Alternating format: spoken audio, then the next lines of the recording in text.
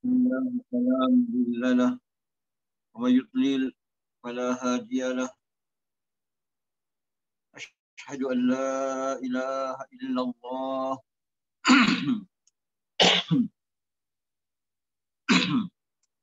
وأشهد أن محمدا عبده ورسوله بلغ رسالة وأدى الأمانة ونصح الأمة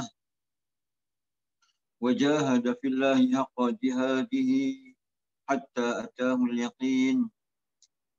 قال رب اشرح لي صدري ويسر لي أمري واحلل عقدة من لساني يفقه قولي يفقه قولي.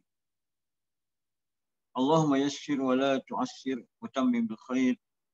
أما بعد. Yang saya hormati, lagi saya kasihi yang berusaha pihak pengurusan Masjid Al-Hasanah Bangi, EJK-nya, Nazir EJK, imam-imam dan semua yang terlibat. Seterusnya tuan-tuan dan puan-puan yang dirahmati Allah sekalian, dan mudah-mudahan tuan-tuan semua sentiasa berada dalam rahmat dan juga perlindungan Allah Subhanahu Wa Taala. Sempena dengan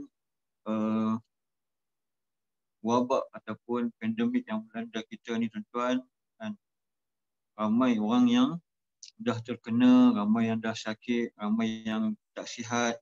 Jadi alhamdulillah tuan-tuan dan puan-puan, Allah Subhanahu Taala masih lagi memberikan kesihatan kepada kita semua untuk Allah memberi peluang kepada kita untuk mentadaburi ayat-ayatnya ini tuan-tuan dan puan-puan. Ini adalah satu nikmat yang mana tuan-tuan dan puan-puan dipilih oleh Allah Subhanahu Wa Taala daripada kalangan ribuan ataupun jutaan manusia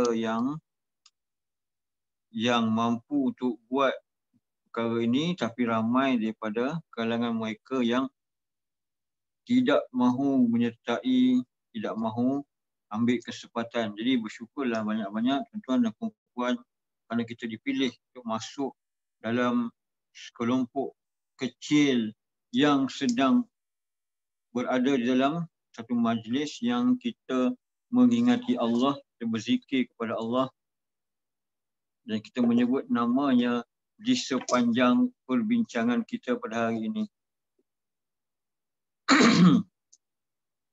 Jadi alhamdulillah tuan-tuan dan puan-puan, kita akan meneruskan tadabbur kita ataupun tafsir kita di dalam surah Al-Waqiah, yang mana pada kali ini mungkin kita telah pun sampai kepada hujung, ataupun mungkin hari ini kita habislah. Mungkin kita tutuplah surah Waqiah hari ini. Dan seterusnya, sekiranya kita sempat tengok keadaan, kita akan masuk kepada surah yang bukan surah yang selepas daripada surah ni, tapi surah yang kita pilih, yang mana surah-surah yang Nabi bagi tahu kepada kita, di antara surah-surah yang menyebabkan Nabi ni beruban. Surah-surah yang apa maksudnya surah yang menyebabkan Nabi sampai beruban? Maksudnya surah ini berat Nabi terima, dan berat untuk Nabi sampaikan, dan berat dia punya isi kandungan. Jadi untuk tidak membuang masa, kita meneruskan ayat yang ke-83 daripada surah Al-Waqiah. Jadi tuan-tuan, di dalam ayat yang ke-83 ini, Allah nak menceritakan kepada kita, Allah nak menyedarkan kepada kita bagaimana sebahagian daripada manusia yang tidak sedar kepada kekuasaan Allah, yang tidak perasan kekuasaan Allah, dan sewenang-wenangnya nak melawan ataupun nak melanggar perintah Allah. Jadi di sini Allah nak ceritakan, Allah nak bagi sedar balik. Dalam ayat ni yang berbunyi, A'udzu billahi minasyaitonir rajim. فلولا إذا بلغت الحلقوم. Maksudnya tuan-tuan, maka kenapa semasa roh seseorang dari kamu yang hampir mati, yakni apabila sudah sampai ke kerongkongnya. Jadi tadi yang sombong sangat, yang nak lawan sangat perintah Allah, yang tak nak ikut sangat perintah Allah, yang nampak macam Allah ni tak ada kuasa apa-apa pun. Jadi Allah nak pesan dekat sini, Allah nak ingatkan dekat sini, kenapakah kamu ni semasa roh dah sampai kepada kerongkong, iaitu apabila seorang daripada kamu ni sudah pun hampir pada kematian dia, iaitu apabila seseorang itu mengalami sakaratul maut, iaitu waktu nazak yang mana seorang itu dah nak meninggal dunia. Dan pada waktu itu roh sudah pun nak keluar daripada tubuh seseorang itu dan roh sudah pun sampai ke kerongkong. Jadi sebab apa dia panggil roh itu sampai kepada kerongkong? Sebab roh itu sifatnya apabila dia ditarik oleh malaikat maut, dia akan bergerak daripada kaki sampailah dia keluar ke bahagian kepala. Bila dah sampai ke kerongkong, dah sampai kerongkong tu maksudnya dari bawah naik ke atas dan dia akan keluar akhir sekali keluar ke atas. Jadi pada waktu itu Allah nak kata kita ini tidak dapat berbuat apa-apa lagi. Allah kata pada masa tu, sekejap lagi Allah sambung lagi dalam ayat yang bawah ni. Dalam ayat lain Allah berfirman, A'udzubillahi minasyaitonirrajim. Kalla idza balagatit taraqiya wa qila man raq wa dhanna annahu al-firaq وَالتَّفَّتِ السَّاقُ بِالسَّاقِ إِلَى رَبِّكَ يَوْمَئِذٍ الْمَسَاقُ. Sekali-kali jangan. Maksudnya, sekali-kali jangan apabila nafas seseorang telah mendesak sampai ke kerongkongan dan dikatakan kepadanya, siapakah yang dapat menyembuhkan, dan dia yakin bahawa sesungguhnya itulah waktu perpisahan dengan dunia. Dan bertaut betis kiri dengan betis kanan. Kepada Tuhanmu lah pada hari itu kamu digiring ataupun diseret ataupun ditarik. Jadi masa tu dah orang kata macam kejang. Dah kaki kiri pun dah bertaut dengan kaki kanan dah. Jadi Allah kata apabila maka kenapakah semasa roh kamu dah sampai hampir kepada kerongkongannya, iaitu bila hampir mati. Bila Allah sambung lagi dalam ayat yang ke-84, Allah kata wa antum haina idzin tanzurun. Sedangkan kamu pada masa itu, iaitu orang-orang yang berada di sekelilingnya menyaksikan keadaannya. Orang sekeliling tu ada, dia dah nampak sahabat dia nak mati ataupun saudara dia nak mati dan dia ada di sekeliling orang itu, iaitu dia merujuk kepada orang yang melawat orang yang sedang nazak itu. Ketika mana dia melihat orang itu dah nak mati, yang mana pada masa itu orang yang nak mati itu dia cuma boleh melihat sahaja. Dan orang-orang yang di sekeliling pun dia cuma tengok sahaja orang yang dah nak mati itu. Dia pun tidak tahu apa yang sedang dialami oleh orang yang sedang nak ditarik roh dia itu. Dan mereka ini tak dapat nak buat apa-apa pun. Sebab itulah Allah kata, sedangkan kamu pada masa itu berada sekelilingnya. Kita nampak dia, kita tengok dia sakit, kita nampak dia dah nak mati dah, dalam keadaan kita tak boleh nak buat apa-apa pun. Kemudian bila dalam keadaan macam tu, Allah nak sebutkan kita berada dekat dengan mayat tu, kita dekat dengan yang bakal jenazah tu. Kita berada dekat dengan orang tu. Kita tak tahu apa yang dia sedang hadapi, kita tak boleh nak tolong dia, tak boleh nak buat apa-apa pun. Dan Allah sebut dekat sini, Allah kata wa nahnu aqrabu ilaihi minkum walakin la tubsirun. Dan kami lebih dekat kepadanya daripada kamu, tetapi kamu tidak melihat.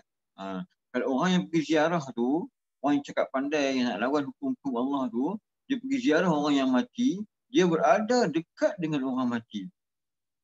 Dan Allah nak kata, masa tu kamu tengok orang yang nak mati tu pun, kamu dah tak boleh nak buat apa-apa, kamu rasa kamu dekat dengan dia.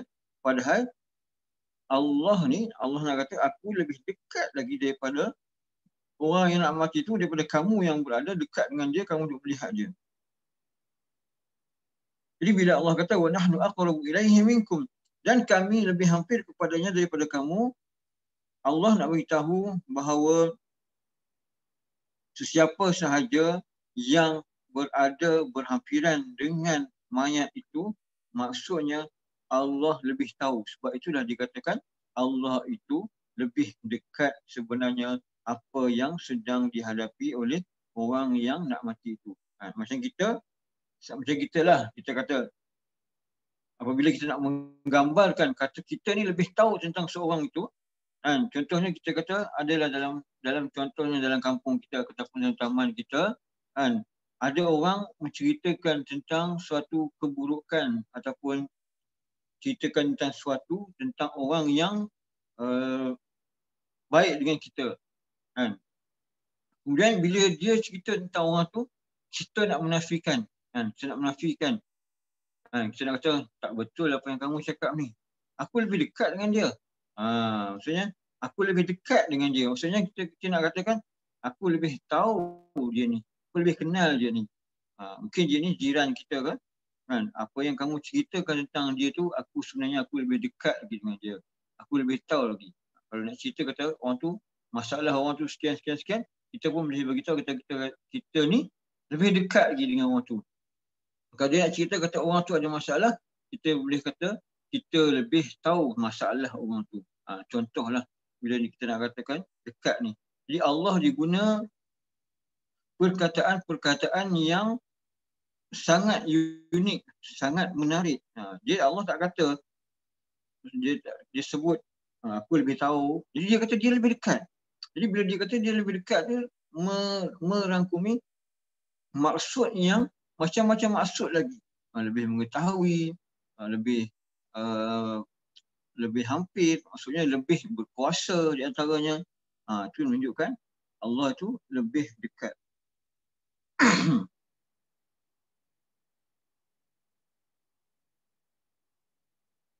Dan ada di antara ulama yang menafsirkan apabila Allah kata Allah tu lebih dekat dengan orang itu, bukanlah katanya Allah tu duduk sebelah orang tu, tetapi Allah lebih dekat dari segi ilmunya. Macam yang saya katakan tadi lah, Allah lebih dekat daripada ilmunya, maksudnya Allah lebih tahu apa yang sedang dihadapi oleh orang yang bakal menjadi jenazah itu.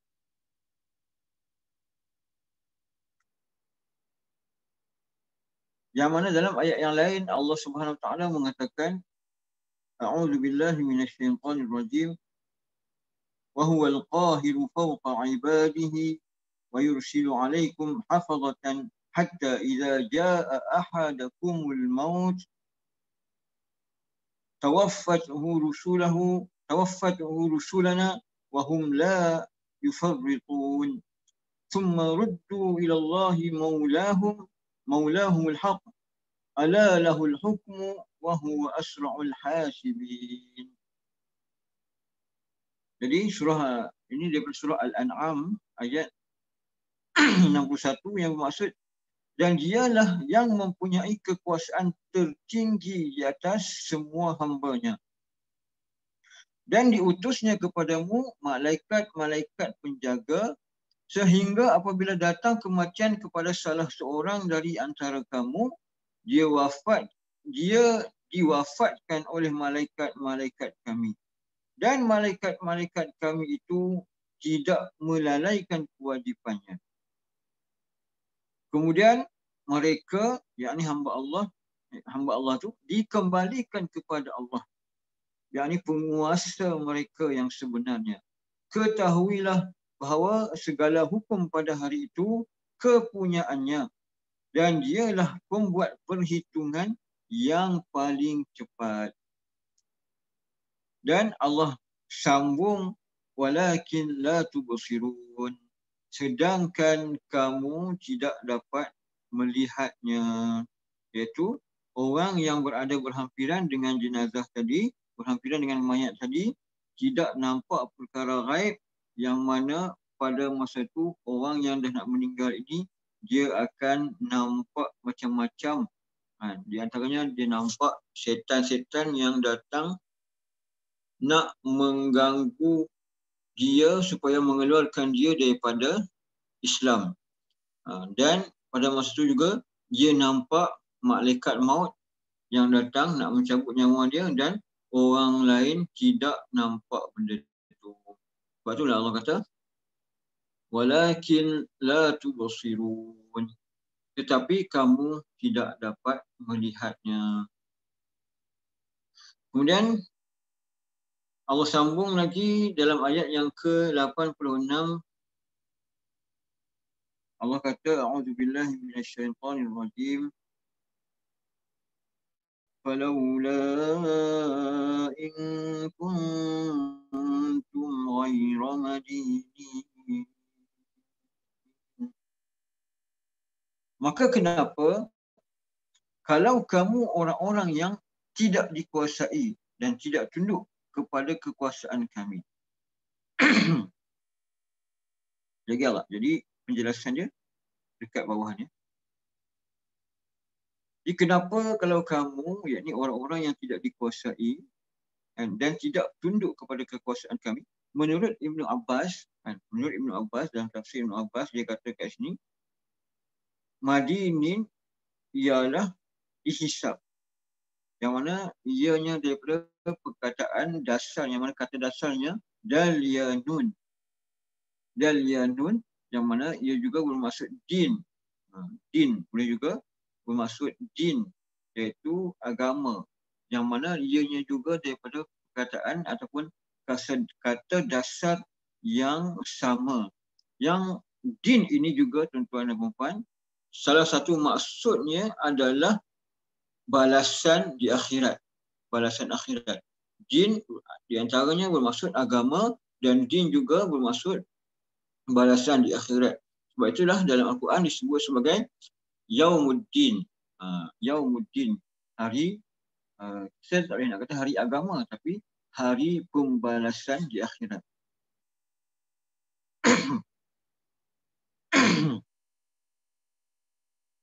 Jadi Allah nak cabar orang-orang yang menyangka mereka ini hebat sangat, yang mereka ini tidak perlu nak ikut wahyu Allah, tidak perlu nak mentaati apa yang disampaikan oleh Rasulullah SAW. Jadi Allah nak kata mereka ni pada masa hari akhirat nanti, pada hari yang mana dihitung segala amalan nanti ni, Allah nak kata apa? Di manakah kamu akan ada pada masa itu? Sekiranya kamu tidak dibalas di akhirat kelak dengan segala perbuatan kamu di dunia ini. Kemudian Allah kata, tarji'unaha in kuntum shadiqin. Kamu kembalikanlah roh itu. Maksudnya, kan tadi kita cerita kata orang yang dah nak mati, kemudian roh dia dah sampai ke kerongkongan. Jadi Allah kata, tarji'unaha in kuntum shadiqin. Kamu kembalikanlah roh itu. kembalikan kepada keadaan sebelumnya jika kamu orang-orang yang benar. Jadi mereka ini macam nak menafikan kekuasaan Allah. Mereka ini nak menafikan, kata mereka ini dikuasai oleh Allah, dan mereka nak menafikan, kata mereka ini perlu mengikut perintah Allah. Jadi bila Allah nak kata, bila dah mereka ni rasa macam hebat sangat, kuat sangat, tak nak ikut sangat perintah Allah, bila dah Allah nak tarik nyawa pada masa tu, cubalah kembalikan balik. Kalau kamu ni macam power sangat, kembalikanlah balik roh tu.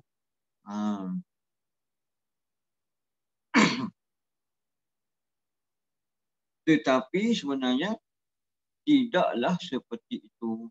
Maka manusia tidak boleh nak buat apa-apa pun.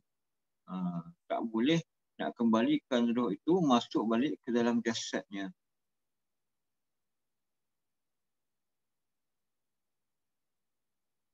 Maka bila dah mereka tak mampu nak buat macam tu, mereka kena ingat bahawa Allah lah yang maha berkuasa, dan Allah jugalah yang akan mengembalikan roh itu, dan Allah jugalah yang akan membangkitkan semula mereka di hari akhirat nanti.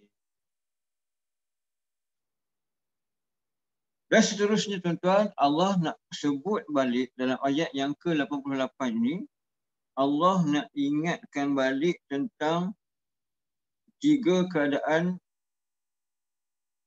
manusia. 3 keadaan manusia yang kita ceritakan di permulaan surah dulu, iaitu di antaranya orang yang disifatkan sebagai al-muqarrabun ataupun al-muqarrabin. Kat sini Allah kata, فَأَمَّا إِنْ كَانَ مِنَ الْمُقَرَّبِينَ. Kesudahannya, jika dia, iaitu orang yang mati itu daripada golongan muqarrabin. Ini golongan orang-orang yang didekatkan kepada Allah. Jadi kita dah ceritakan dulu ni siapakah golongan muqarrabin ini. Ataupun muqarrabin, musabiqun, muqarrabun, musabiqun. Jadi orang-orang yang mendekatkan diri mereka kepada Allah. Orang yang berusaha mendekatkan diri kepada Allah dengan melakukan amal soleh, dengan bersegera melakukan amal soleh, dan juga mereka yang menjalankan dakwah kepada jalan Allah. Jadi inilah masuk dalam orang-orang yang muqarrabin ataupun orang-orang yang dekat dengan Allah. Dan apakah balasannya? Apakah kelebihan yang akan diperolehi oleh orang-orang yang muqarrabin ini? Jadi Allah sebut farauhun wa raihanun wa jannatun na'im. Dalam ayat yang ke-89. Farauhun, maka dia akan beroleh rehat, kesenangan, dan rahmat, kesegaran, serta syurga kenikmatan. Jadi sementara kita hidup ni tuan-tuan dan puan-puan, kita berusahalah untuk menjadi orang-orang yang termasuk di dalam golongan al-muqarrabun ini tuan-tuan. Dan bila sampai je nyawa kepada kerongkongan kita, pada masa itu kita dah melihat kebenaran apa yang dijanjikan oleh Allah dan Rasulnya, kita dah tak boleh nak patah balik kembali. Dan Allah kata untuk mereka ini farauhun, maka ketenangan baginya. Yang mana farauhun ini daripada kata dasarnya ra, waw, ha, yang juga menjadi kata dasar bagi perkataan roh. Dan 3 perkataan ini juga, ra, waw, ha ini juga tuan-tuan dan puan, bermaksud angin. Angin, apabila disebut angin ini adalah bermaksud angin petang. Yang mana kalau kita bayangkan, kalau kita faham, angin petang ini kita selalu bayangkan ianya adalah angin yang menyegarkan, yang menenangkan. Dan Ibnu Abbas kata, rauhun ini bermaksud adalah istirahat dan juga ketenangan, iaitu dimaksudkan adalah tenang semasa kematiannya.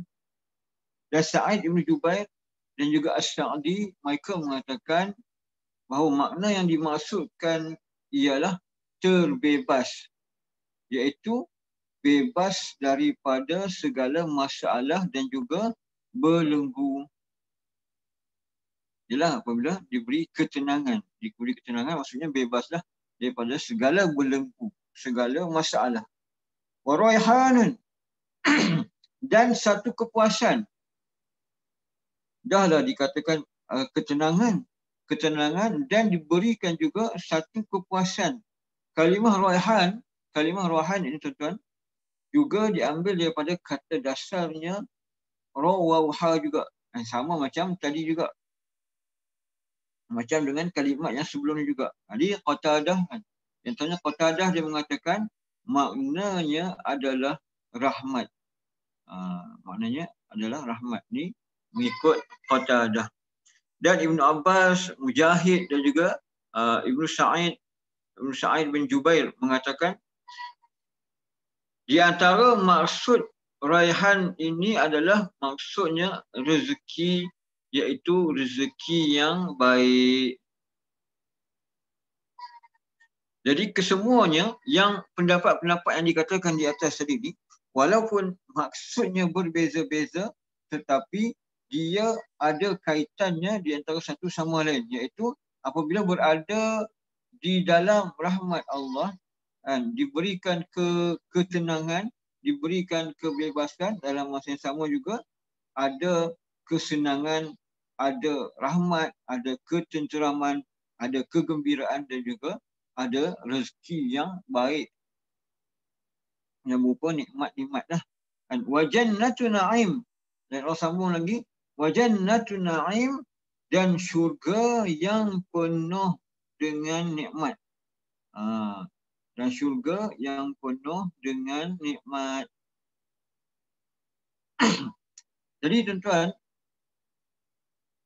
bilakah seorang manusia apabila dia menjelang kematian dia, bila disampaikan kematian dia, bila masakah dia tahu kata dia ni termasuk dalam golongan mana?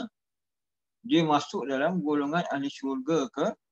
Mudah-mudahan kita semua menjadi ahli syurga, ataupun dia ni masuk dalam golongan ahli neraka ke?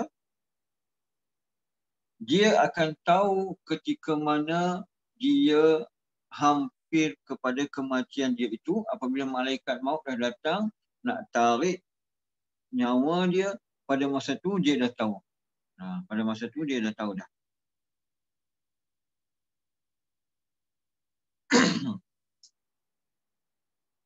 Sebab itulah kalau kita tengok orang-orang yang mati itu, dia ada keadaan ataupun raut wajah dia yang kita boleh nampak dia ni dalam keadaan sedih ke, dia ni dalam keadaan happy.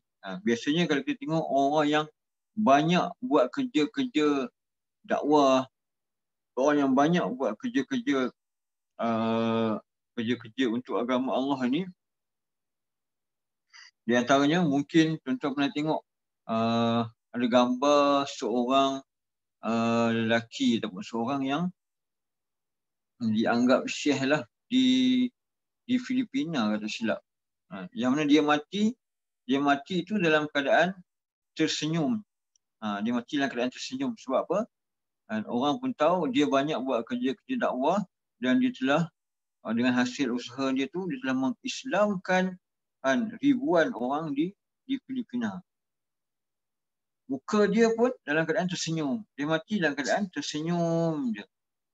Dan ada orang yang meninggal tu, kita tengok dalam keadaan muka dia macam berkerut. Muka dia dalam macam masalah.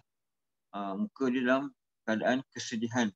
Jadi pada masa nak mati itulah tuan-tuan, kita dah boleh tahu dah.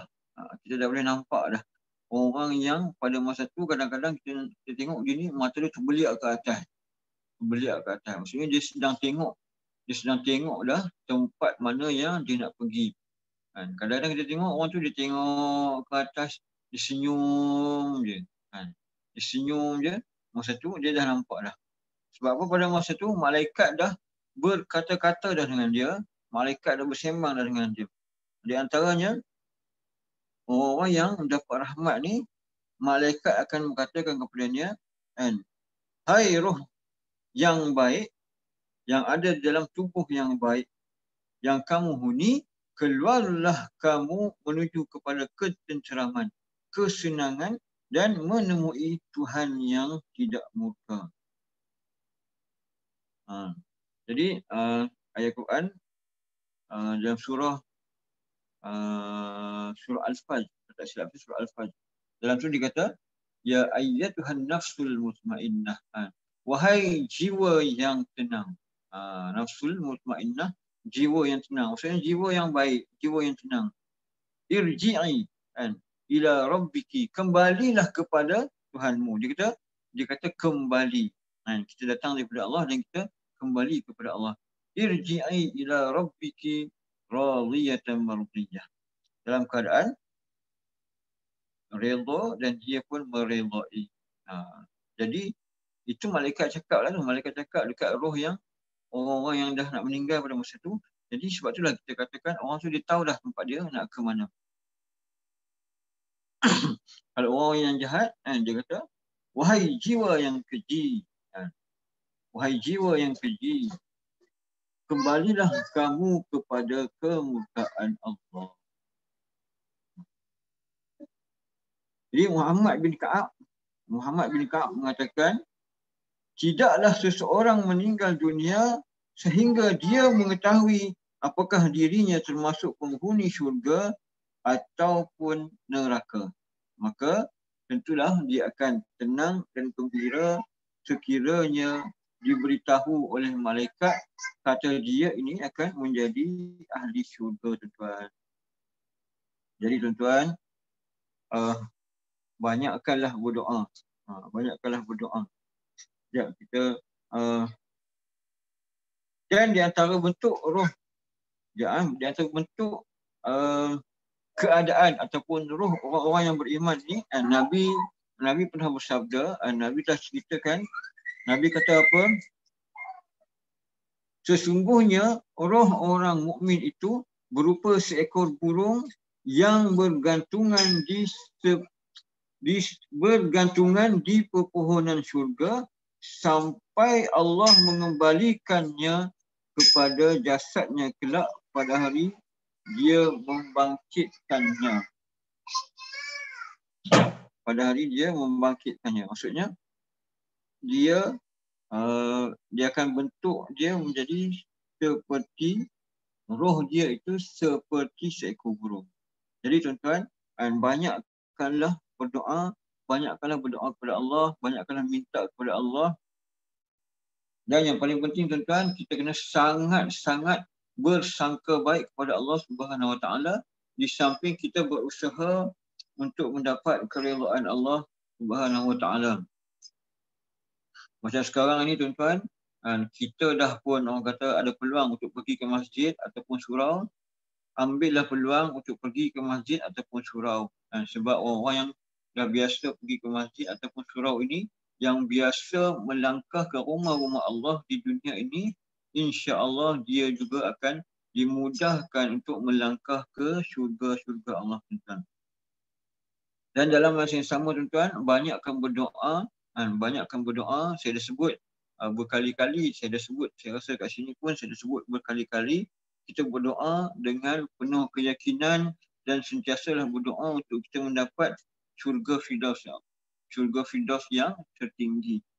Sebab sekiranya kita ini kadang-kadang kita merasakan kita ni tak layak untuk Allah mengkabulkan doa kita, kita kena ingat kalau syaitan yang confirm ahli neraka itu pun Allah Subhanahu Wa Taala mengkabulkan permintaan dia supaya ditangguhkan kematian dia, ditangguhkan untuk diazab di dalam neraka sampai hari kiamat, dia pun permintaan dia Allah terima, maka kita tuan-tuan dan puan-puan sepatutnya sebagai hamba Allah yang memang kita beriman, yang kita banyak ikut perintah Allah, kita kena merasakan kita tak adalah seteruk macam syaitan tuan-tuan. Dan berdoa dengan penuh keyakinan, dan kita kena sentiasa bersangka baik kepada Allah Subhanahu Wa Taala. Sebab ada satu hadis tuan-tuan, di akhirat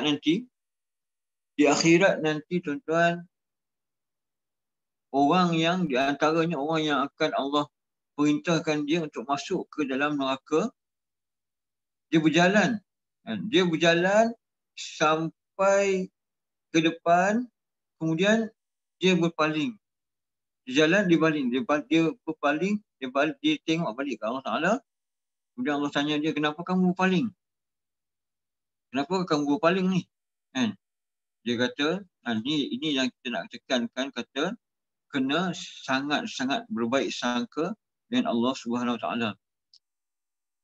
Jadi dia kata, aku masa kat dunia dulu, aku tak pernah sangka pun kata kamu ni akan masukkan aku ke dalam neraka.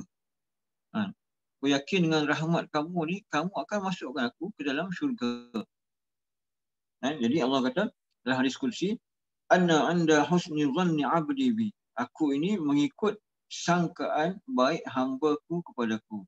Jadi sebabkan hamba tu bersangka baik kepada Tuhannya, maka dia tidak jadi dimasukkan ke dalam neraka. Kerana Allah itu sangat pengasih dan sangat penyayang kepada hamba-Nya. Jadi banyaklah berdoa dan kita kena banyak bersangka baik dengan Allah Subhanahu Wa Taala, dan dalam masa yang sama kita kena berusaha. Jangan kita panggil angan-angan kosong. Kita buat maksiat dalam masa yang sama nak mengharapkan keredaan Allah. Nak mengharapkan supaya kita masuk ke dalam syurga. Jadi Allah sebut dalam ayat yang berikutnya, dalam ayat yang ke-90, yang ini pula tuan-tuan, Allah nak fokuskan kepada golongan yang kedua, iaitu golongan mereka yang menerima kitab amalan mereka di tangan kanan mereka. Dan tadi ni muqarrabun, golongan yang dekat dengan Allah Ta'ala, itu dah memang dah confirm dah masuk neraka, dan sekarang masuk syurga, itu memang dah sifat ahli syurga. Dan dalam ayat yang ke-90 ini juga Allah nak menyebutkan cerita tentang orang-orang yang menerima buku amalan mereka daripada tangan kanan mereka. Yang mana Allah sebut, a'udzubillahi minasyaitanirrajim.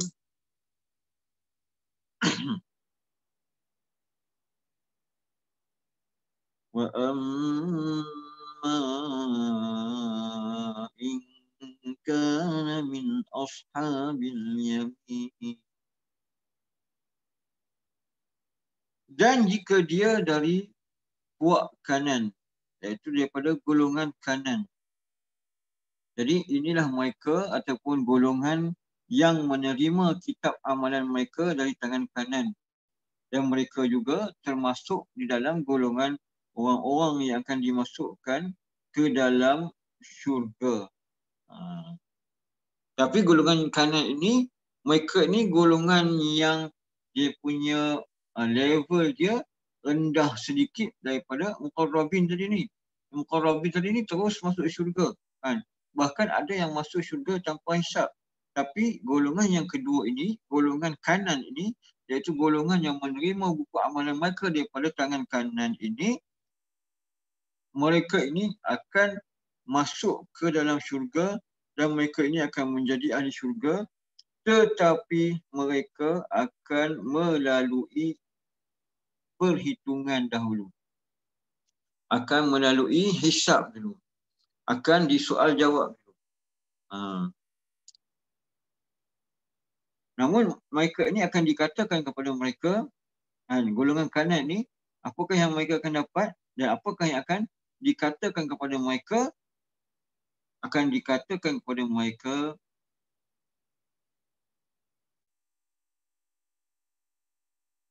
Fasalamun laka min ashabil yamin. Maka dikatakan kepadanya, selamat sejahtera kepadamu. Selamat sejahtera kepada kamu kerana engkau dari puak kanan. Sebabkan mereka ini daripada puak kanan, iaitu puak ataupun golongan yang akan menerima buku catatan amalan mereka daripada tangan kanan. Jadi bila malaikat katakan kepada mereka, selamat sejahtera lah kepadamu. Selamat sejahtera kepadamu, maksudnya awal-awal lagi malaikat dah beri khabar gembira. Sebab malaikat itu buat semua atas perintah Allah Subhanahu Wa Taala. Jadi malaikat berikan kepada mereka khabar gembira. Maksudnya malaikat tahu dah dia ni adalah golongan ahli syurga.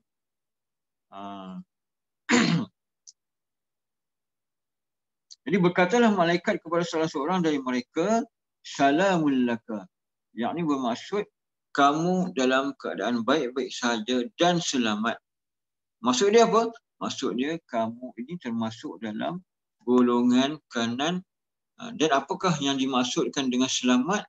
Iaitu mereka ini akan selamat daripada azab Allah Subhanahu Wa Taala. Na'udzubillah min dzalik. Dan ini tentunya tuan-tuan dan puan, satu berita permulaan yang menggembirakan daripada malaikat. Jadi Qatadah dan Ibnu Zaid mengatakan bahawa yang dimaksudkan ialah para malaikat mengucapkan kepadanya, selamatlah kamu dari azab Allah.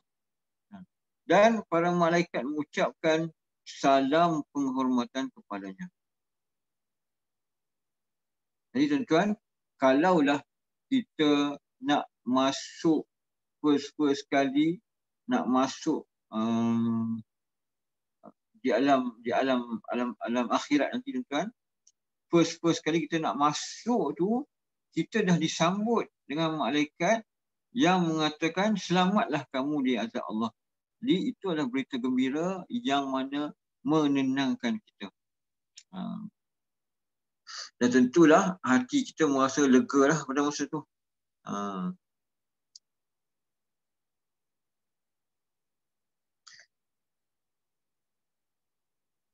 Dalam surah Fussilat, ayat 30 hingga ayat yang ke-32, Allah mengatakan, A'udzubillahi minasyaitanir rajim.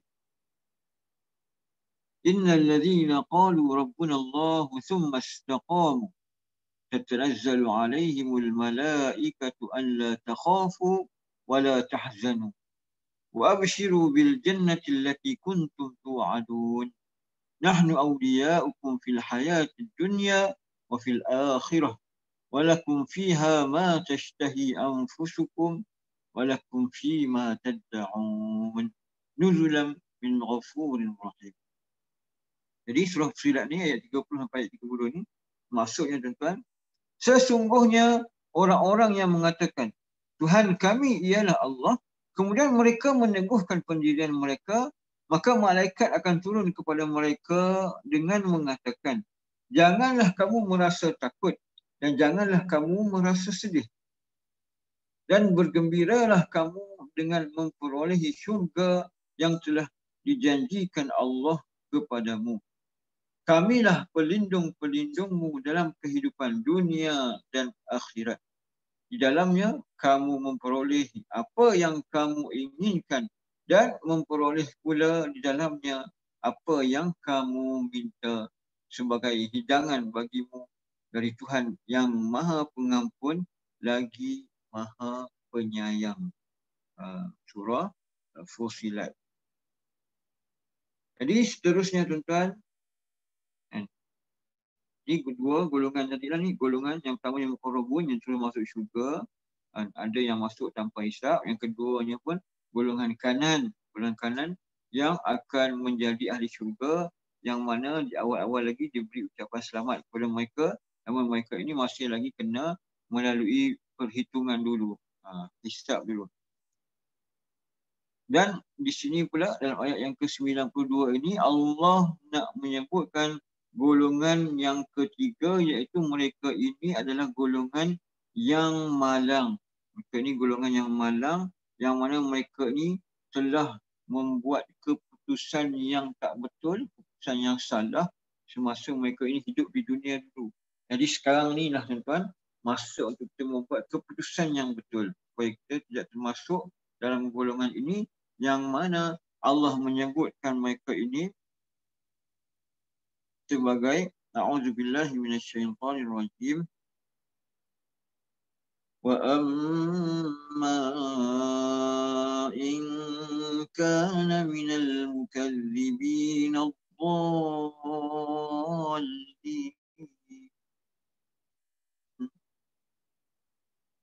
Dan jika dia dari puak kiri, dan jika dia dari puak kiri, golongan kiri yang mendustakan lagi sesat. Yang mendustakan lagi sesat. Mereka ini dimasukkan dalam golongan yang ketiga. Sebab apa? Sebab mereka ini masa di dunia dahulu, mereka ini mendustakan kebenaran. Mereka ini mendustakan kebenaran. Wahyu telah pun sampai kepada mereka, dan wahyu sampai. Wahyu sampai tapi mereka ini tidak mahu terima ajaran Rasul, dan mereka ini tidak mahu ikut. Mereka tak terima, mereka menafikan, dan mereka ini tak mahu ikut. Sedangkan Nabi SAW, bukanlah mereka ini tidak terima dalam keadaan mereka tak percaya, bukanlah mereka ini tidak terima dalam keadaan tidak yakin. Mereka ini sangat yakin dengan Nabi Muhammad SAW. Sebab sebelum Nabi diutuskan lagi dah, mereka ini menggelarkan Nabi ini sebagai Al-Amin. Orang yang sangat dipercayai, orang yang sangat benar, orang yang sangat jujur, Al-Amin. Jadi mereka ini Allah sebut dalam surah yang lain, Allah mengatakan ya'rifunahu kama ya'rifuna abna'ahum. Mereka ini mengenali Nabi Muhammad itu seperti mana mereka ini mengenali anak-anak mereka sendiri. Maksudnya kenal sangat. Jadi mereka tahu sangat Nabi ini kejujuran dia macam mana, sampai mereka ini menggelarkan dia sebagai Al-Amin. Dan apabila dia menyampaikan ajaran Islam kepada mereka, mereka menolak itu dalam keadaan bukan mereka ini tidak percaya, tetapi mereka menolak dengan kesombongan. Mereka menafikan dalam keadaan hati mereka meyakini, mempercayai apa yang Nabi bawa itu adalah benar. Jadi sebab itulah mereka ini dimasukkan ke dalam golongan yang ketiga, iaitu golongan orang-orang yang mendustakan kebenaran. Mendustakan kebenaran. Jadi bukanlah tidak percaya, tapi mendustakan, menafikan.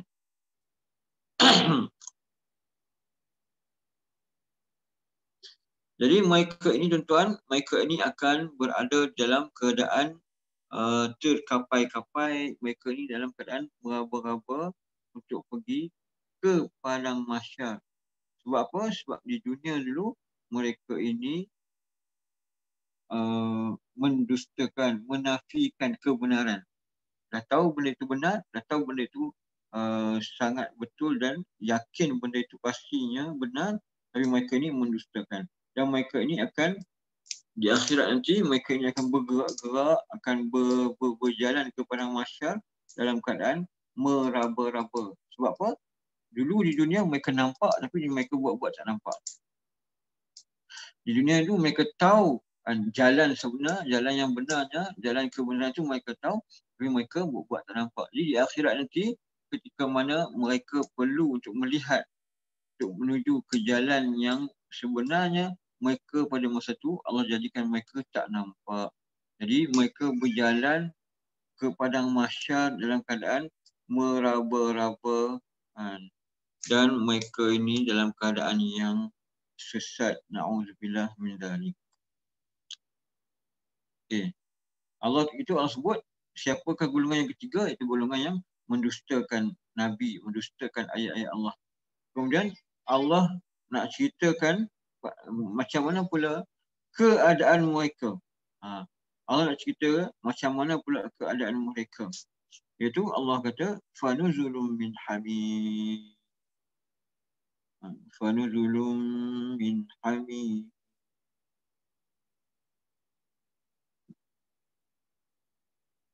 Maka sambutan yang disediakan baginya adalah dari air panas yang menggelegak.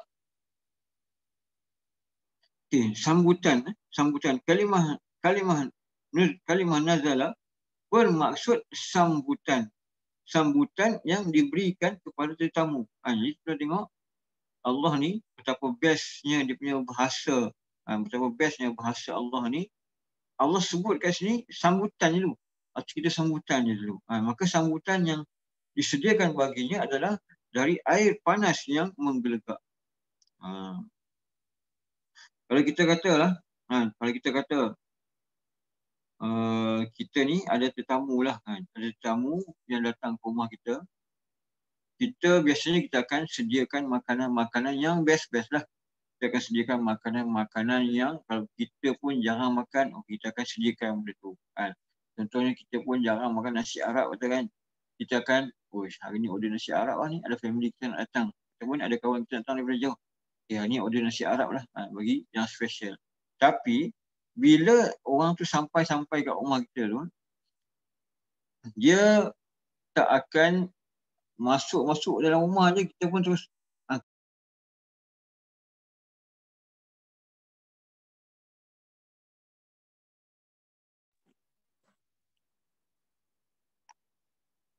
dia bila sampai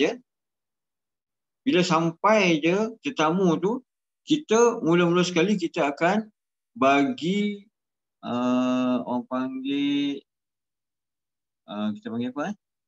Jamuan sambutan.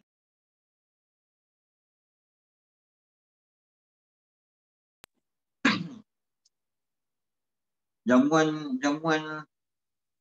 panggil apa?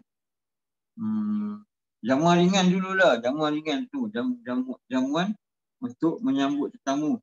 Kita akan bagi, biasanya mungkinlah kita akan angkat air kosong dulu kan. Mungkin kita akan jamu popok dulu, goreng popok. Makanan yang ringan-ringan dulu bagi tetamu kita ni rehat dulu, tenang dulu kan. Hilang letih dulu. Itu sambutan ataupun makanan ataupun hidangan penyambut tetamu lah kita katakan. Tapi dekat sini Allah nak cerita golongan orang yang Allah murka ni, golongan orang yang tolak ajaran Islam ni, mereka ni mula-mula sekali sambutan dia adalah daripada air panas yang menggelegak. Jadi air panas yang menggelegak. Jadi kat sini Allah nak belilah. Allah nak beli mereka. Allah nak kata first sekali pun sambut dengan air panas dulu. Sambut dengan air panas dulu. Jadi Allah nak rebus dia orang dulu sampai menggelegak, sampai dah kulit pun dah terkeluar dulu, sampai isi perut dah terburai apa semua dulu, dengan kepanasan yang tidak dapat nak digambarkan dengan kepanasan dunia, yang mana Nabi kata api ataupun kepanasan di dunia ini adalah telah dicelupkan ke dalam 70 lautan. Maksudnya telah diringankan, dikurangkan kepanasan dia tu dah 70 kali dah dikurangkan. Dan di akhirat nanti kepanasan dia itu adalah 70 kali lebih panas daripada kepanasan di dunia ini. Dan api kat dunia ni kalau kena sentuh sekejap pun, satu saat tersentuh pun dah cukup untuk membakar kulit kita kan. Apatah lagi kepanasan di akhirat. Dan mereka ni disambut dengan air yang panas yang tidak dapat dibandingkan dengan kepanasan di dunia ini. Maksudnya pun tak sempat dah nak bagi rehat. Itu sambutan dia. Sambutan dia bagi orang yang nak dustakan kalimah ni, sambut dengan air panas dulu. Kemudian barulah Allah akan bagi, kalau kita kata jamuan yang berat lah. Kalau kita tetamu datang kat rumah, kita akan bagi jamuan yang berat. Kat sini Allah kata apa? Jamuan yang berat untuk mereka ni, balasan yang berat untuk mereka ni, wa tasliyatu jahim. Jadi selepas disambut dengan direbus dalam air yang panas, sekarang ini mereka ini diberikan kepada mereka bakaran serta bakaran api neraka. Kalimah tasliyah. Kalimah tasliyah ni daripada perkataan dasar dia sifat lam ya. Sifat lam ya yang bermaksud panggang. Panggang. Lepas dah disambut dengan air panas, dah direbus sampai empuk, kemudian barulah mereka ini dipanggang. Ini balasan kepada golongan yang ketiga. Dan kita dah nak habis dah ni. Kita dah nak habis dah surah ni. Kita dah masuk pada penutup dia. Allah sebut, Inna hadha lahu haqqul yaqin. Sesungguhnya segala yang disebutkan itu adalah kebenaran yang diyakini. Iaitu perkabaran daripada Allah bahawa orang yang baik, orang yang golongan yang pertama, al-muqarrabun itu akan dimasukkan ke dalam golongan yang muqarrabun lah, yang akan masuk syurga tanpa hisab dan dekat dengan Allah.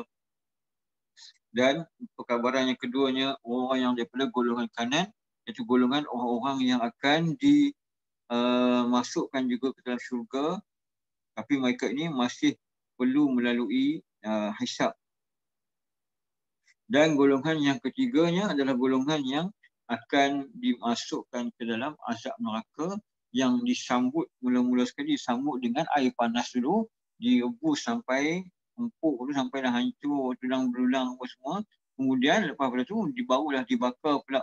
Jadi semua benda yang disebutkan tadi ini dikatakan sebagai, Allah sebut sesungguhnya segala yang disebutkan itu adalah kebenaran yang diyakini.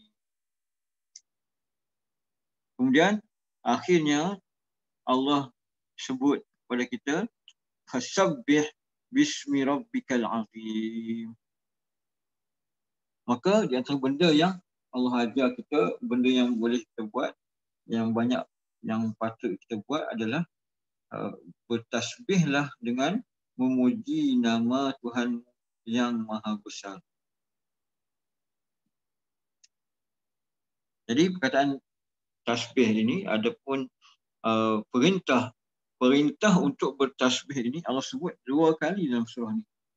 Allah sebut 2 kali dalam surah ni.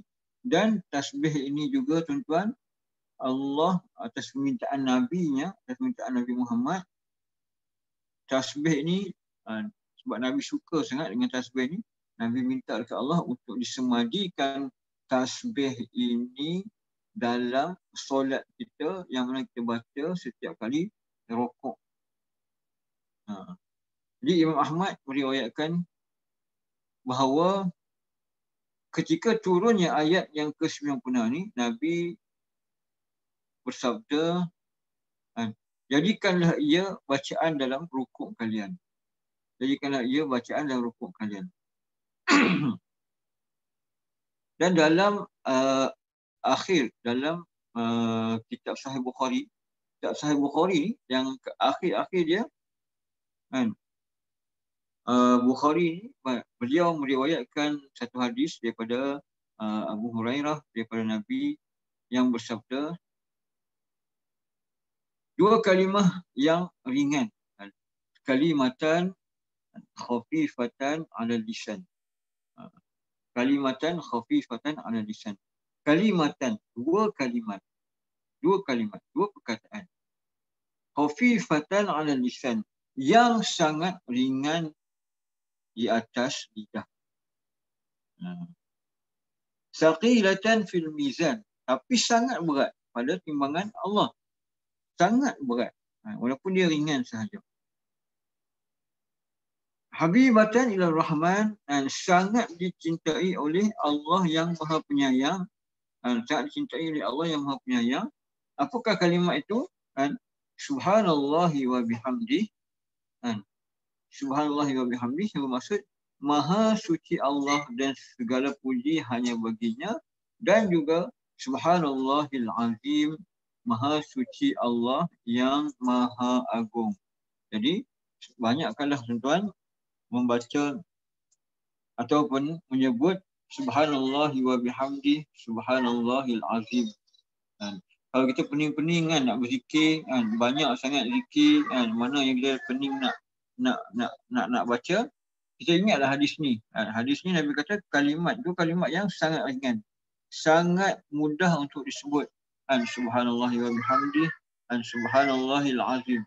Senang je nak sebut kat lidah kan. Subhanallahi wa bihamdih, Subhanallahil azim. Jadi bacalah tasbih ini.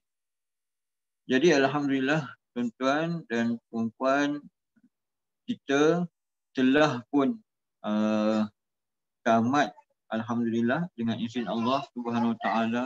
Kita telah pun tamat ataupun kita telah pun habis membaca surah Al-Waqi'ah, iaitu peristiwa yang tidak dapat dielakkan. Surah Al-Waqi'ah, yang mana tuan-tuan dan puan-puan di dalam ni Allah dah menceritakan kepada kita di antaranya sifat-sifat orang-orang yang mana menjadi golongan Al-Muqarrabun, yang mana kita pun boleh lagi termasuk dalam golongan ini. Kita masih lagi ada kesempatan orang yang menghampiri Allah Ta'ala, dan juga golongan yang Allah sebut As-Sabiqun. As-Sabiqun ni orang-orang yang berlumba-lumba, orang-orang yang mendahului. Kita juga masih lagi ada peluang untuk menjadi golongan orang-orang yang mendahului, orang-orang yang berlumba-lumba. Contohnya macam mana yang kita sebut hari tu, ketika mana orang semua tak nak pergi ke masjid, ke surau, kita pergi ke masjid dan surau. Mudah-mudahan tuan-tuan kita menjadi golongan orang yang as-sabiqun, yang mendahului. Jutaan penduduk ataupun jutaan rakyat yang ada, yang buat tak kisah, yang tak peduli untuk pergi masjid dan surau untuk menghadiri majlis-majlis ilmu, mereka ni buat tak peduli, kita mendahului mereka. Kita mendahului mereka dengan harapan tuan-tuan dan puan-puan, kita ni termasuk dalam golongan-golongan as-sabiqun, orang-orang yang mendahului. Sebab itulah ulama mengatakan orang yang mendahului ini, orang yang berlumba-lumba ini, di antara tafsirannya adalah golongan yang pertama, orang yang masuk Islam mula-mula dulu, dan juga kita juga boleh menjadi golongan ini sekarang ini apabila kita mendahului orang-orang yang tak nak bertindak untuk melakukan amal kebaikan.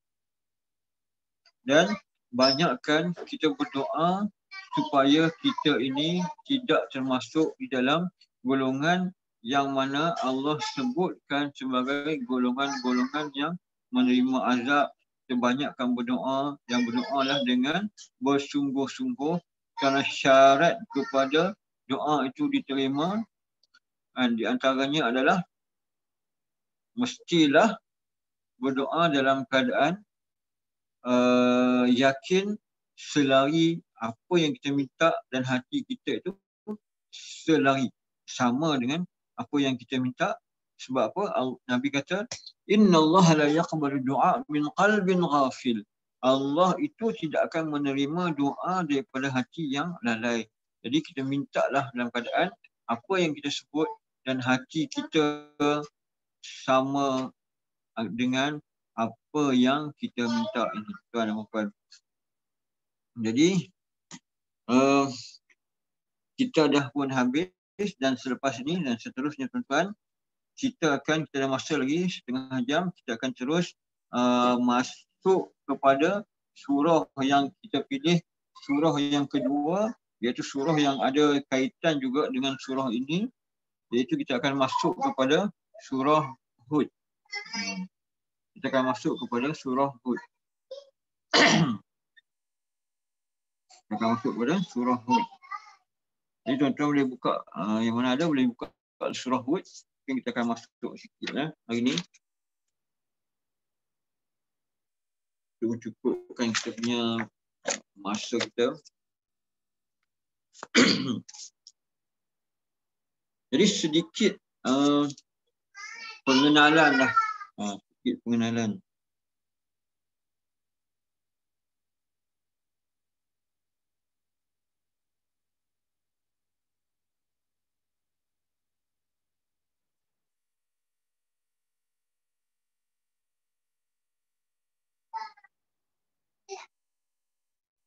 Okey. Maaflah tuan-tuan, ada sedikit gangguan. Ni budak-budak ni baru terlepas daripada tadi duk main dalam bilik. Ni terlepas. Okey. Jadi tuan-tuan, kita akan masuk ke dalam surah Hud. Surah Hud. Sebab apa kita pilih surah Hud ini? Sebab surah Hud ini termasuk dalam saudara mara kepada surah Al-Waqi'ah. Yang mana pada satu hari Abu Bakar dia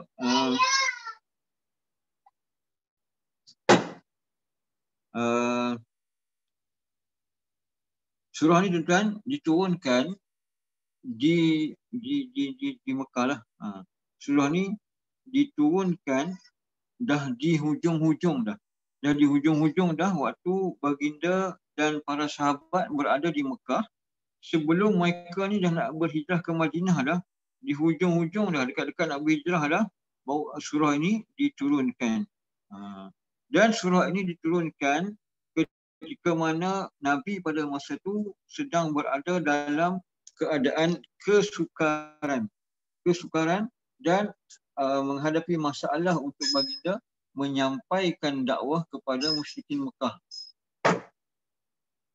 Yang mana pada masa itu baginda perlu menghadapi mereka ini dengan keras sekali, iaitu dengan kekerasan mereka. Jadi bila turunnya surah ini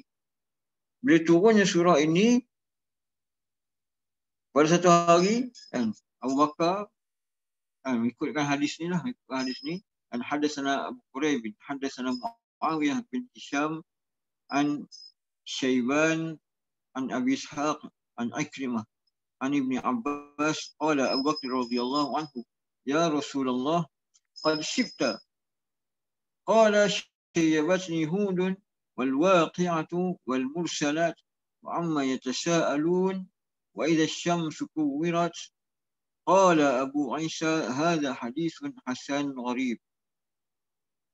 Jadi telah menceritakan kepada kami Abu Quraib, telah menceritakan kepada kami Muawiyah bin Hisham dari Syaiban, dari Abu Ishaq, dari Ikrimah, dari Ibnu Abbas. Dia berkata, Abu Bakar radhiyallahu anhu berkata, wahai Rasulullah, kamu telah beruban. Kamu telah beruban. Kemudian baginda sallallahu alaihi wasallam bersabda, aku telah beruban, aku telah dibuat beruban disebabkan oleh surah Hud. Di surah ni lah. Aku telah dibuatkan beruban disebabkan oleh surah Hud. Al-Waqi'ah, Al-Mursalat, Amma yatasaalun, serta Idza syamsu kuwirat. Dan dalam hadis lain, bila dikatakan kepada Nabi, Syibta ya Rasulullah, kamu telah beruban Rasulullah. Kemudian Nabi kata, Syayyabatni Hudun wa akhawatuha.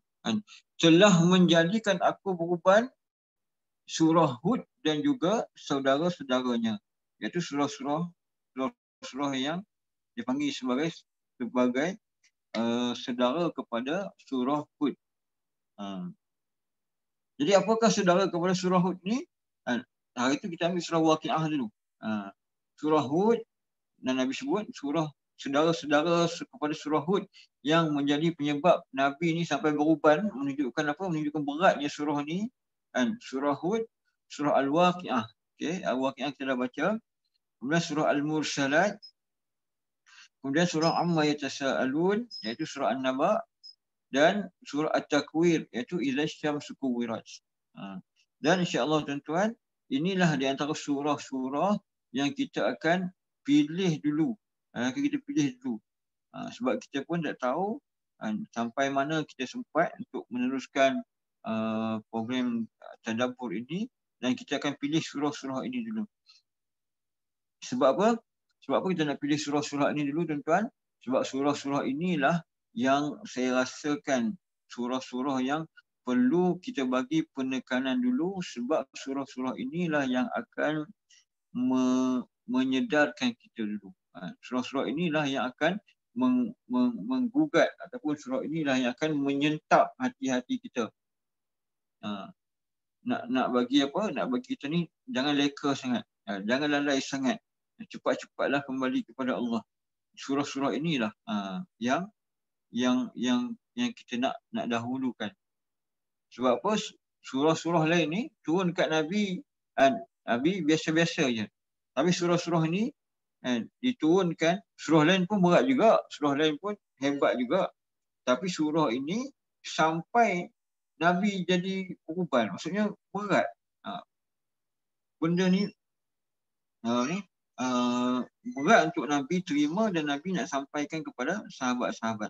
Dan kalau kita tengok surah ini tuan-tuan, dan mungkin tuan-tuan kalau ada yang perasan, surah ini dia bermula dengan Alif Lam Ra. Okey. Kita baca dulu sikit surah ni. A'udzu billahi minasyaitonir rajim. Bismillahirrahmanirrahim. Alif Lam Ra. Kitabun uhkimat ayatuhu thumma fussilat min ladun hakimin khabir. Okey, surah ini tuan-tuan, dia bermula dengan Alif Lam Ra, yang mana nama surah ini adalah Hud, iaitu nama bagi salah seorang daripada Nabi-Nabi Allah dan juga Rasulnya. Kalau tuan-tuan perasan, dia ada 5 surah yang dinamakan dengan nama-nama Nabi. Di antaranya sebelum surah Hud ni surah Yunus.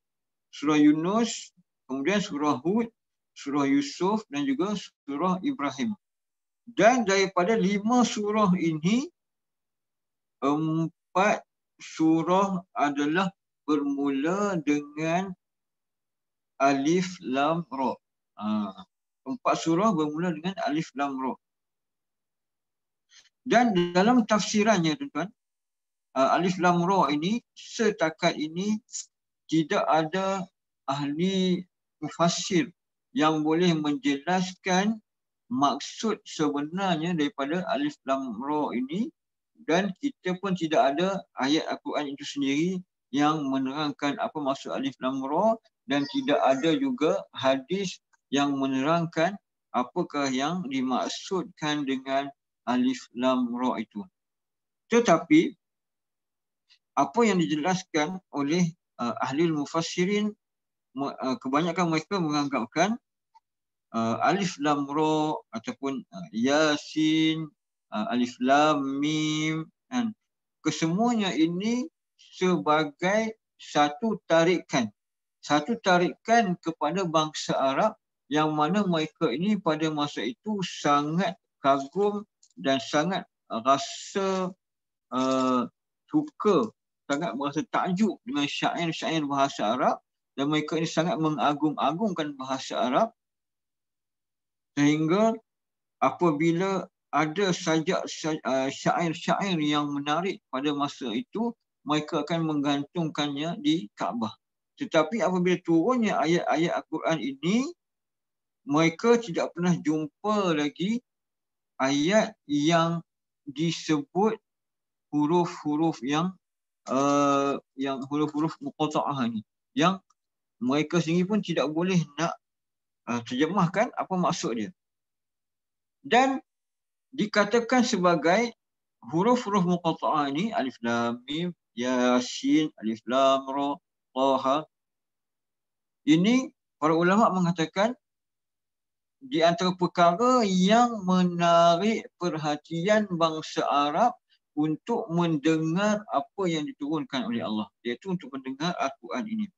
Sebab setiap kali apabila Allah sebut alif lam ra ataupun yasin, selepas pada huruf-huruf ini, biasanya Allah akan sebutkan tentang Al-Quran. Contohnya macam mana? Contohnya alif lam mim. Okay. Tak tahu apa maksudnya ni. Alif lam mim kan. Masa Arab dengar alif lam mim. Okay. Lepas tu Allah sudah maksudkan zalikal kitab. Kitab ini. Kan. Kitab ini apa? La raiba fih. Yang tidak ada keraguan padanya. Hudan lil muttaqin. Menjadi petunjuk kepada orang yang bertakwa. Itu satu contohnya. Dan kalau tuan-tuan tengok balik dekat tempat yang lain, contohnya dalam surah Yasin, Allah sebut Yasin. Jadi bangsa Arab dengar tak tahu apa maksud Yasin ni. Dia macam nak bagi perhatian, macam apa benda ni, apa yang ada selepas benda ni. Lepas tu Allah nak jelaskan wal Quranil Hakim. Jadi Allah sebut Al-Quran, selepas tu Allah sebut Al-Quran. Tadi Allah sebut kitab. Kemudian dalam kalau dalam surah Yunus pula Allah sebut alif lam ra. Jadi masyarakat Arab dengar, alif lam ra, apa benda ni? Tilka ayatul kitabil hakim. Okay. Itulah ayat-ayat daripada kitab yang mulia. Kemudian dalam surah Yusuf pula. Dalam surah Yusuf pula Allah sebut alif lam ra. Tilka ayatul kitabil mubin. Itulah ayat-ayat daripada kitab yang jelas, kitab yang nyata, kitab yang hebat, kitab yang maksudnya selepas daripada disebutkan surah-surah ayat-ayat muqatta'ah ini, barulah disebutkan tentang Al-Quran. Biasanya disebutkan tentang Al-Quran. Jadi para ulama ataupun mufassirin mengatakan ini di antara cara Allah nak menarik perhatian bangsa Arab pada masa itu untuk fokus kepada Al-Quran. Sebelum tu, walaupun mereka ni hebat dari segi bahasanya, bila mereka kalau kata ya bertemu dengan sin, mesti dah bunyi dia yas. Yas kan. Kalau alif lam mim tu mesti dah bunyi dia alam. Tapi ni tak bunyi alam, jadi alif lam mim. Jadi surah Hud ini adalah salah satu daripada 5 surah yang dinamakan dengan nama-nama Nabi. Surah Yunus, surah Hud, surah Yusuf, surah Ibrahim dan juga surah Muhammad.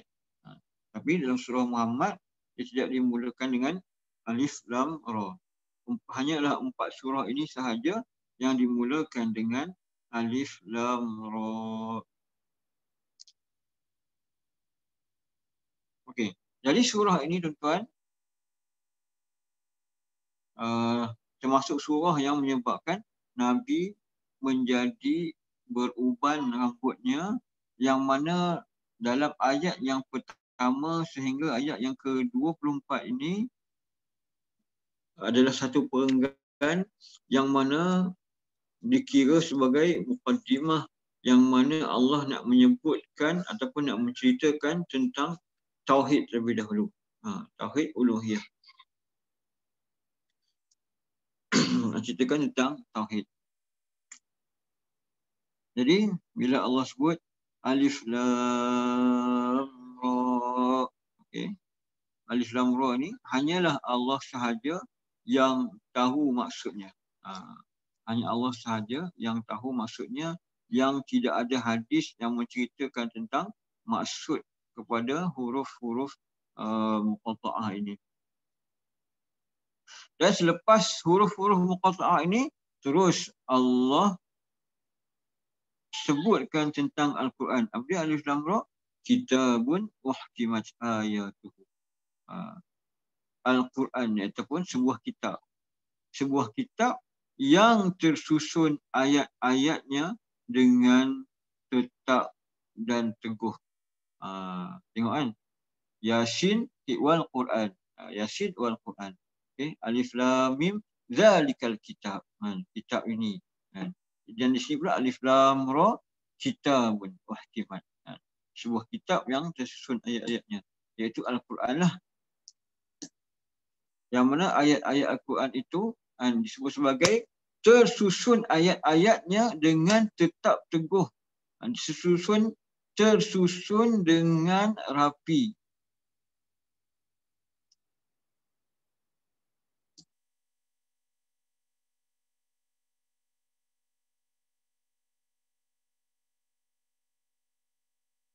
Perkataan uhkimat.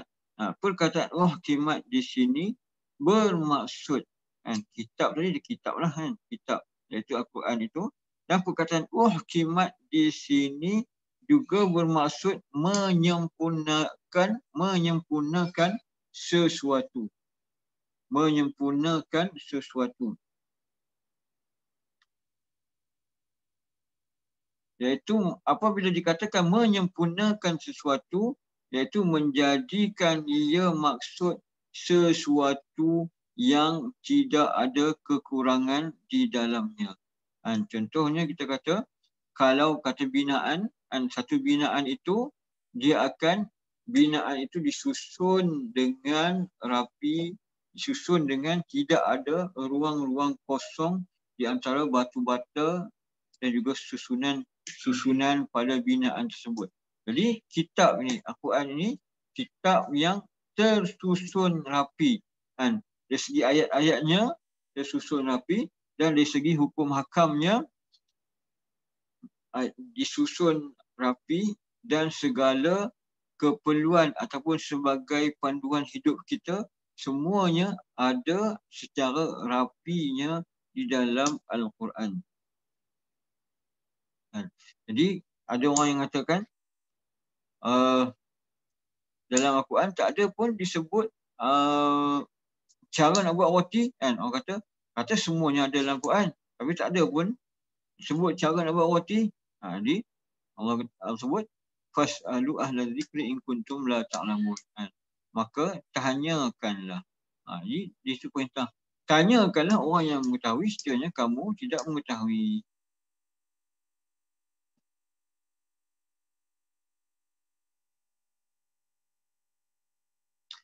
Jadi perkataan uhkimat juga, tadi perkataan uhkimat tadi di antaranya bermaksud menyempurnakan sesuatu, iaitu sempurnanya Al-Quran ini yang tidak ada kelompongan di dalamnya.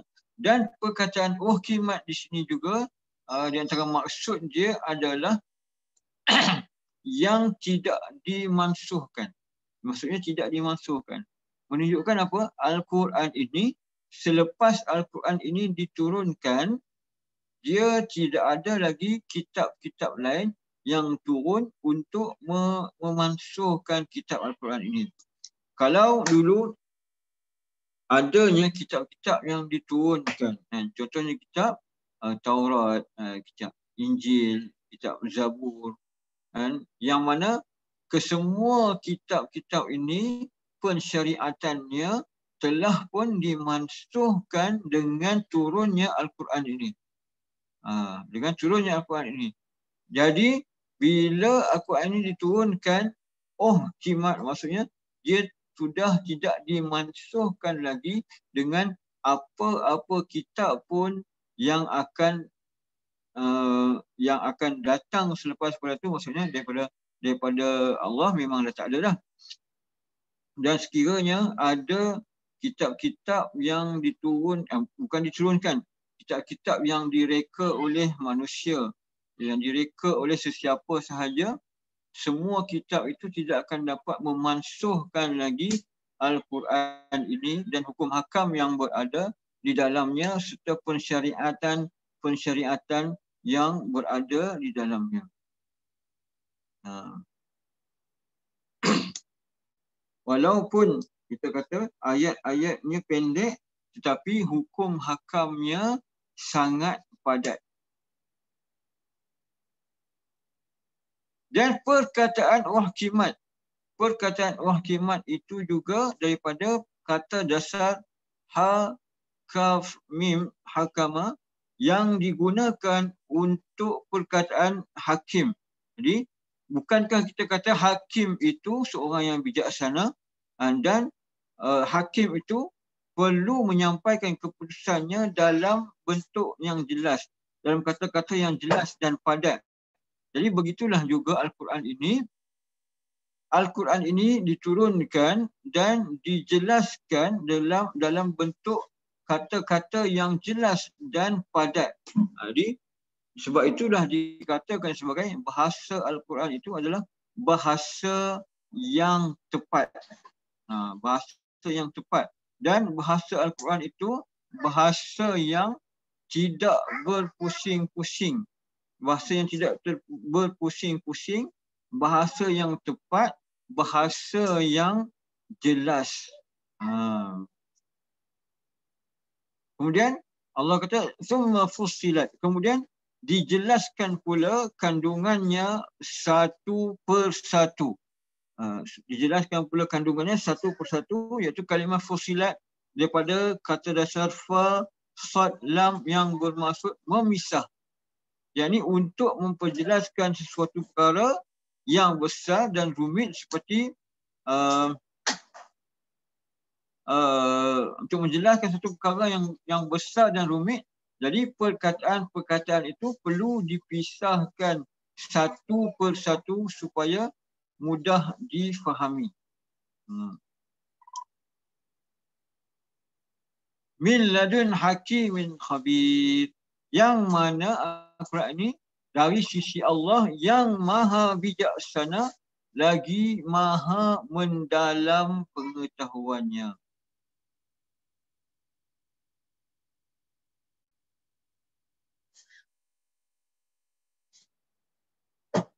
Okey.